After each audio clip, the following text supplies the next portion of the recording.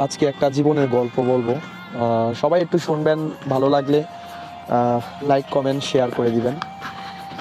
আসলে আমি যখন ছোট ছিলাম তখন আমার বাবার কাছে কিন্তু অনেক আবদার ছিল যে আহ, আমি টাকা খুঁজতাম অনেক, তারপরে হলো আমি অনেক কিছু চাইতাম, আমার অনেক চাওয়া ছিল আমার আব্বুর কাছে।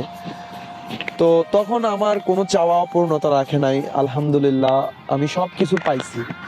একে একে আমি দুবার আমি এই প্রবাসে পাড়ি দিছি। তো আমার আব্বু আমার জন্য অনেক কষ্ট করেছে। তো আব্বুকে কখনো বলা হয় নাই যে আব্বু আপনি আমার জন্য অনেক কষ্ট করেছেন।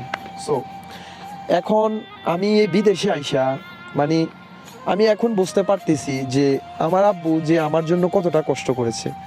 কারণ আমি এখন কিন্তু টাকা ইনকাম করতেছি, কিন্তু আমাকে যদি কেউ বলে না যে আমার কিছু টাকা লাগবে, তখন আসলে তখন ওই নিজের মনের ভিতরেই যে ওই কথাগুলা মনে পড়ে যে আব্বুকে বলতাম আমার ওই মাসে এত টাকা লাগবে, আমার এই ঈদে এত টাকা লাগবে, আমার ওই ঈদে এত টাকা লাগবে, কিন্তু তখন আব্বু কোনো কিছু না বলে টাকা দিয়ে দিত।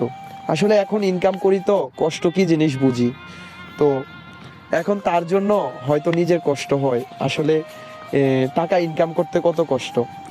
তো যাদের আব্বু আছে বিদেশে আছে বা দেশেই কোনো কাজ করে, আসলে আপনার সামর্থ্য পরিমাণে আপনি চাইবেন, তার থেকে বেশি কিছু চাইবেন না। কারণ আপনি একবার টাকা ইনকাম করে দেখেন টাকা ইনকাম করতে কত কষ্ট। তো ভিডিওটা ভালো লাগলে নিশ্চয়ই শেয়ার করে দিবেন, আর নিশ্চয়ই কমেন্ট করে আপনার মন্তব্যটা জানিয়ে দিবেন।